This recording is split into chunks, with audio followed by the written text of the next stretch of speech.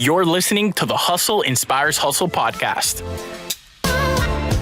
Here, we'll help you unlock the secrets of entrepreneurship and self-development. This is your host, Alex Quin. I'm a full-stack marketing executive and global keynote speaker. Get ready to get real-world knowledge from top-level entrepreneurs and world-class business leaders. Hey guys, Randy Zuckerberg here. Hi everyone, it's Neil Patel, and you're listening to Hustle Inspires Hustle.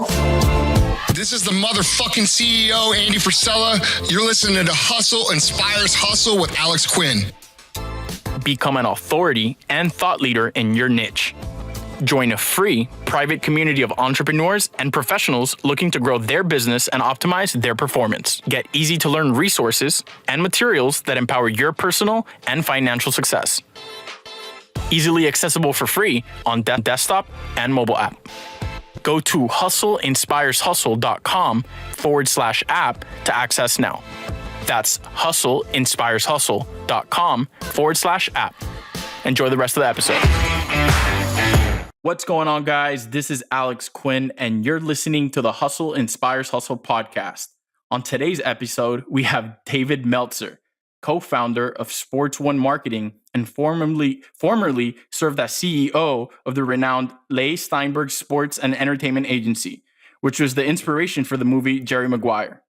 He is a 3-time international best-selling author, a top 100 business coach, the executive producer of Entrepreneur's #1 digital business show, Elevator Pitch, and the host of top entrepreneur podcast, The Playbook.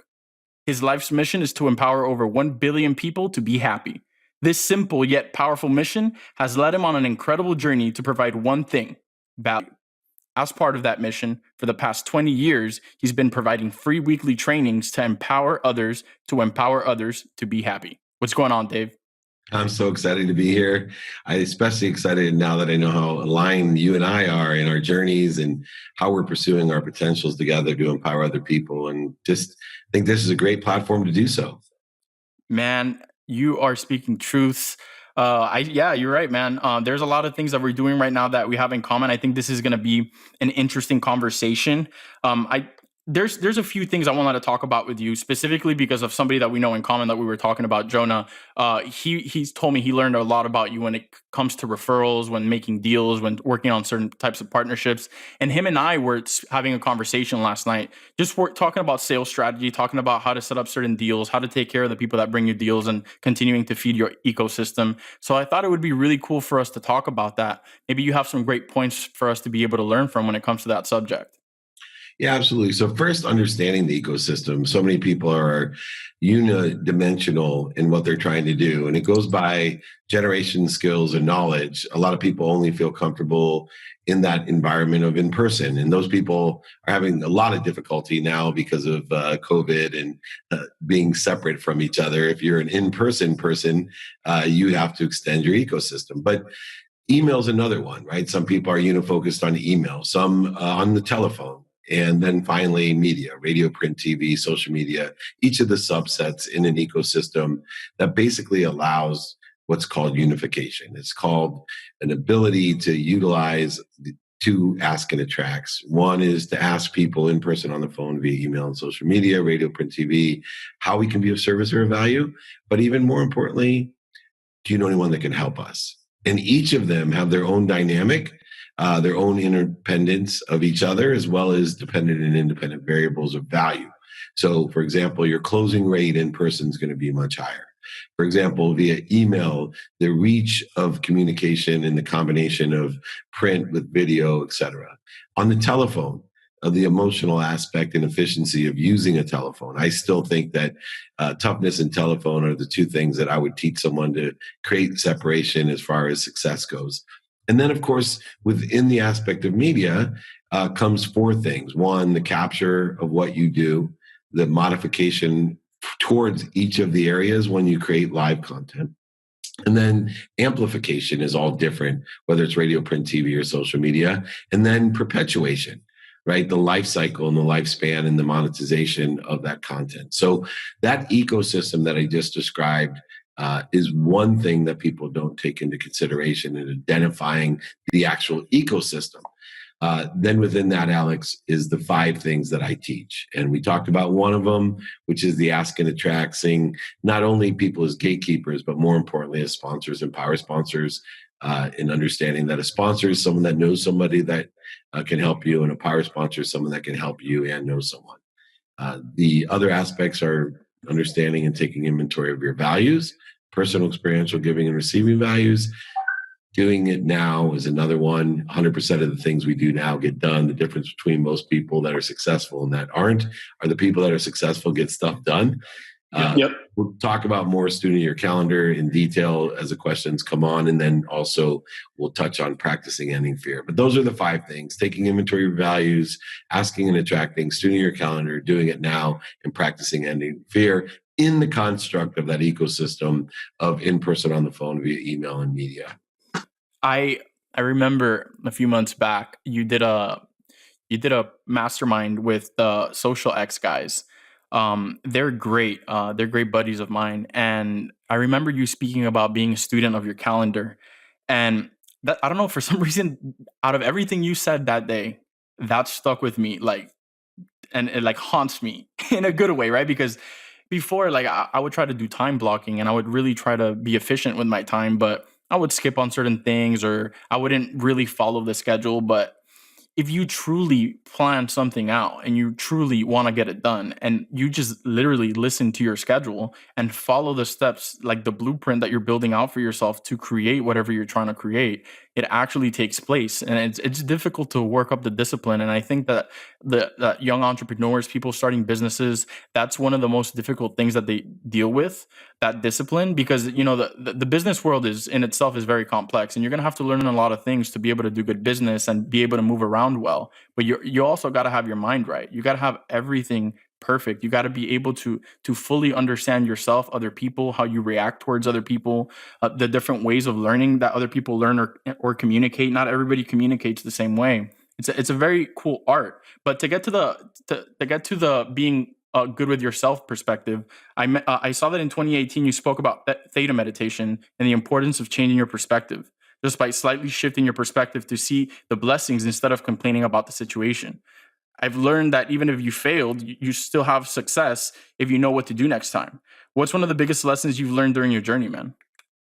Yeah, so that idea of having a lens, I call it the Meltzer kaleidoscope, which I learned through theta meditation. And I'll just give a quick story. The way that I got involved was I was at the time very closed-minded, very control, egocentric.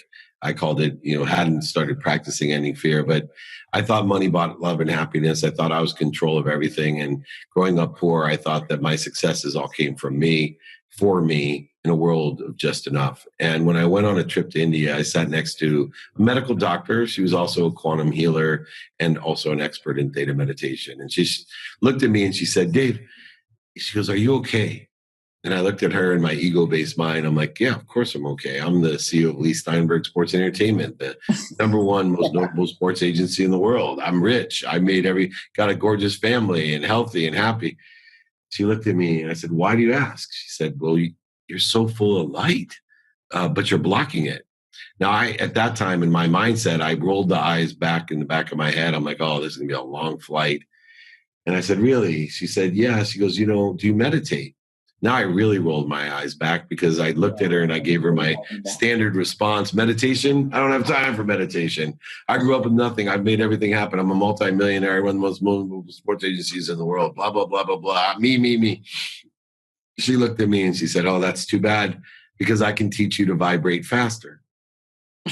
Now I was like, oh gosh, I had to ask. I said, "So what does vibration have to do with meditation?" And she said, "Well, vibration has to do with everything. The earth vibrates the slowest, then plants, animals, human, then sound, then light, and then thought." And then she asked me a great question. She said, "Do you know what vibrates the fastest?" And I said, "No." She said, "The truth." She said, "The truth vibrates the fastest, and you can only be aware of that which vibrates equal to or less than you. And through meditation, I can increase your vibration or awareness so that you can be aware of so much more. In fact, I'd love to teach you. Someone in your position to teach theta meditation would be extraordinary, and you could have such an impact on the world."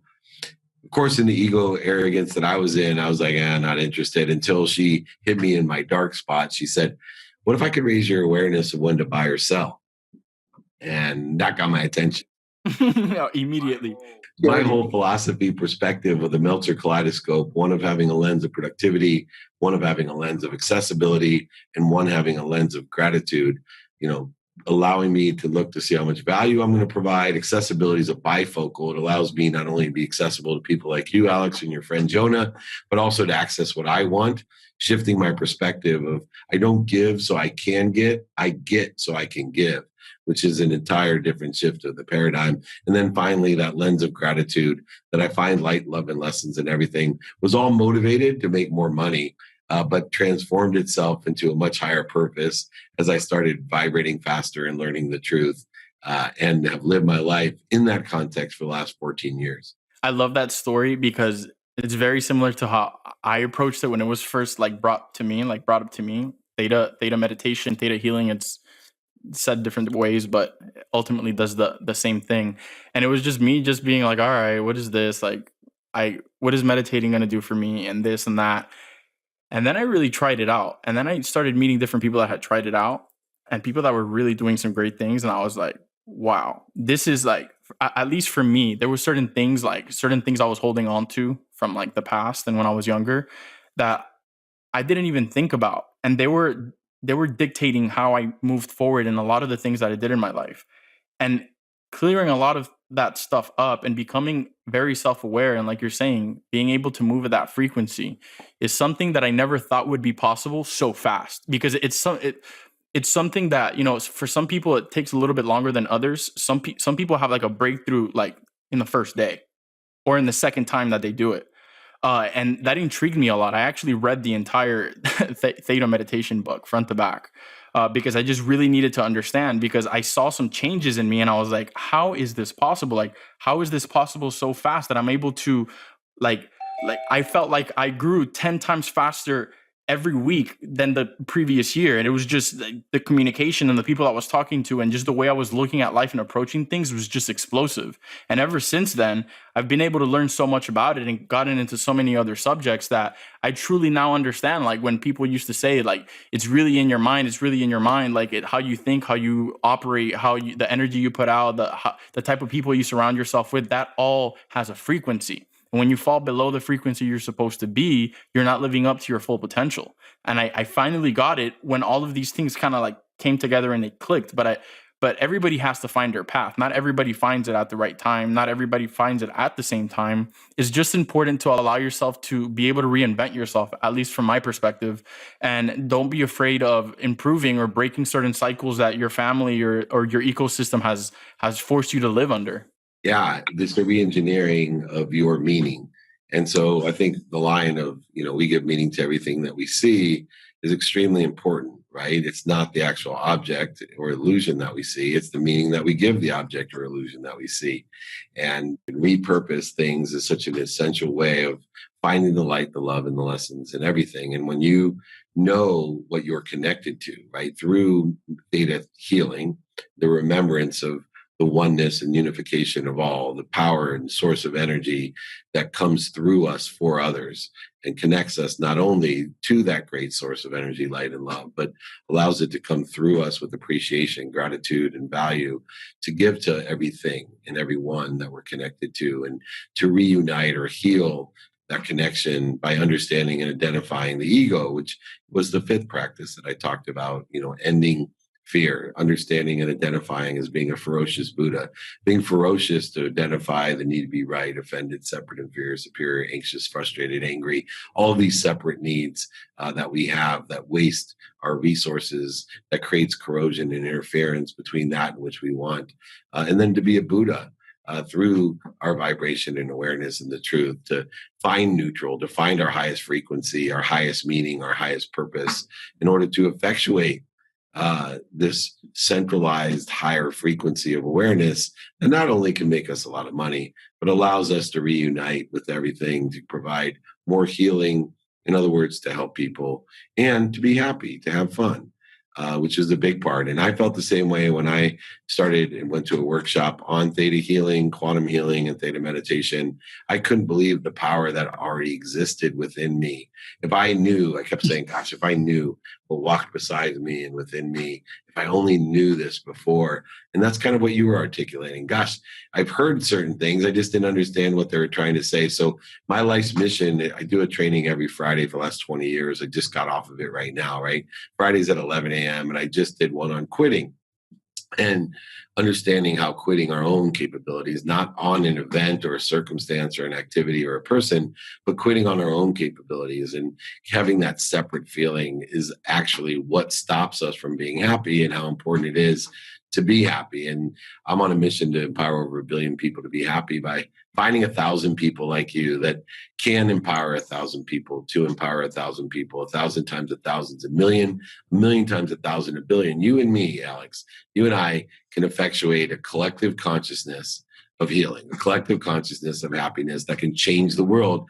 One little particle of light, which you know vibrates so much faster than a particle of darkness, one particle of light can overcome 1 million particles of darkness. So if we can create 1 billion particles of light on Earth, it's imagine the abundance and the happiness and the expansive nature that we could extend into the universe to provide everything that exists and everything they want. Hey, I just wanted to jump in real quick to tell you about how to train yourself in organization, balancing your priorities, developing successful habits, and most importantly, having a better mindset. I'm giving free access to resources and materials on business management and self-development. Go to hustleinspireshustle.com/app to get access. That's hustleinspireshustle.com/app. Make sure to follow us on Instagram, Facebook, LinkedIn, and Twitter at Hustle Inspires Hustle. Okay, let's get back. I think the most important message is to learn, and then whatever you learn, be a vehicle to teach. Like, David is taking time out of his day to be with us today here, guys. And right now, I'm taking out of my day to put together a podcast so you guys could learn. David has his businesses. I have my businesses that I'm running. But ultimately, the reason we put these types of things together and we put all this free content out for people to learn from and to be able to hear different perspectives and to know that you're not alone in certain situations, it's very important to try and give back in whatever way or means you can. If you can't monetarily give back, then try to share some knowledge or a little bit of wisdom towards somebody that you may see is having a bad moment or going through a difficult patch. That's when somebody mostly needs somebody to help pull them out of that, and you could be that light for that person. You were talking about particles of light. That's the exact term, materialize. Like be a beacon of light for that person to be able to help them and show them new perspectives, because you could turn somebody's life around and with just a conversation in a few days, in a few weeks. You never know. Like, the world is moving so fast right now, this global economy, that somebody could be in really bad shape right now, but in 6 months, they could be in really good shape and they could turn their life around and have a great business and be surrounded with people who are doing great stuff. And just in general, working towards being happy, fixing those things that you need to fix, attaining the things that you've longed for. But it all comes down to continuing to be in these types of circles of people who are on that same mission. So thanks for being here today, Dave. I really appreciate it, man. Yeah, absolutely. And, empowering others to empower others and holding accountability to yourself to provide an understanding or a transcription or transformation, because everybody vibrates at a different frequency, right? And so it's very difficult for everyone to understand and align with what you're teaching and what you've read and what you've learned. And so if you're not involved in mentorship yourself, right, stretching and seeing people that sit in a situation that you want to be in, and then allowing that to come through you for people that want to be in the situation that you're in. In that flow, you're just a distribution point in the universe. And you talked about light. I'd like to just share a quick analogy of, a candle. When I was young, I lived in the world of not enough. So I had a single mom, 6 kids. She packed our dinner in a paper bag to work 2 jobs, including second grade teacher and filling up turnstiles at convenience stores with greeting cards. And everything I looked at, the meaning that I gave it was not enough. No matter how much I would have, I wouldn't have enough. I always was jealous, separate from, wondered why everyone else had a mom and a dad, had a big house or a nice car, whatever it may be. And then I became a millionaire 9 months out of law school. And I lived in the world then of just enough. I was buying things that I didn't need. I was trying to impress people I didn't like. And I lived my life in this world, no matter what I had. And I was a multimillionaire in my 20s. No matter what I had, it was never enough. It was just enough for me. And I lived a very filled life this way. I thought I was happy. I thought money bought happiness and love. And what I later learned through theta healing, theta meditation, quantum healing, the connectivity of the universe, is that I was a candle. And that as a candle, I lived in the world of more than enough of everything for everyone. And so when I lived in the world of just enough, there wasn't enough light to light my candle. When I lived in the world of not enough, I lived in as a victim. My candle was never bright enough. And then when I lived in the world of just enough, my candle was burning fast, right? I was going to end up dead. If it wasn't for my wife saving my life and indicating that I better take stock in who I was and that I was a person of value to allow things to come through me for others. But when you hold your candle and your light just for you, the candle burns fast. But when you start lighting other people's candle, like Jonah's and Alex and all the other people that I light every Friday at my training, every Friday for free, I'm lighting candle after candle. Why? Why do we give our time? Because by giving our light, we liberate others to live in the same world of more than enough of light for everyone, for everything, and everything we want. A world of abundance. Because when I light your candle, Alex, my candle stops burning. And the flame is twice as big. And when you light yours, the same thing happens. So I spend my entire day lighting other people's candle. My candle stops burning. I'm creating a legacy, a longevity, an energy that's unbelievable for myself. But more importantly, I'm accelerating and growing the combination of the light by lighting your candle and you lighting other people. So continue, everyone out there. Come to my trainings on Friday. They're free. Watch the replays. They're all over. Thousands and thousands of people are getting their light lit. They're getting inspired, liberating themselves, raising their vibration, their awareness to make more money, help more people, and have more fun. Be the candle of more than enough, not just enough, and especially not enough. Don't be a victim. Don't live in a world for you. Live it through you for others. Dave, a lot of these points that you've mentioned are gold. Do you have any books that you recommend the audience, a book or books that specify any of these points that we talked about that you feel would be beneficial towards clearing up your mindset or approach on how you see the world? Yeah, I mean, beyond the books that I've written about this, I'll give you the books, obviously I have Connected to Goodness, Compassionate Capitalist, Creating the Life You Love, and Game Time Decision Making. But beyond my books, here's the books that I would read that have helped me develop this philosophy. Number one, Think and Grow Rich. Perfect combination of the pragmatic with the spiritual world. It combines and blends the world of monetization of money with the world of faith, both currencies, objects of energy that you put into the flow to get what you want. Think and Grow Rich by Napoleon Hill. Wayne Dyer, Power of Intention. Understanding the critical idea of studying. Most people don't like school because they study. The best thing that you can learn in school is to study, pay attention to, and put intention to the things that you want. Don't just look or glance at things. Pay attention to them. Give them your intention. And The Power of Intention by Wayne Dyer will teach you to change your perspective, to give the right meaning to everything you see with the combination of money and faith as well. Course in Miracles, as you develop. Another great book. Changed my life. All the religious texts in history. Anytime you read a religious text or a historical book, you can focus in on human nature. The secret to life is learning human nature. Human nature never changes, so we can always apply it to do what we need to do to effectuate the world of more than enough.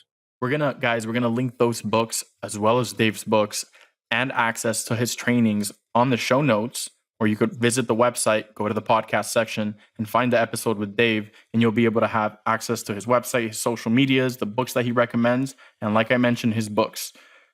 Guys, this is Alex Quin, Dave Meltzer. Thank you so much for tuning in this week. Dave, thank you so much for being here with us, man. I really appreciate it, Alex. If you guys need anything, just reach out anytime. Be kind to your future self and do good deeds. Thank you for joining me on this episode of the Hustle Inspires Hustle podcast. I'd appreciate it if you could share, leave a review, and subscribe to the show. Visit hustleinspireshustle.com/app for more free resources, event invitations, and online courses to empower your personal and financial success. Learn about marketing, finances, business development, branding, strategic partnerships, and much more. If you're looking to further connect, check me out on Instagram or LinkedIn at Alex Quin. That's AlexQuin. See you on the next episode.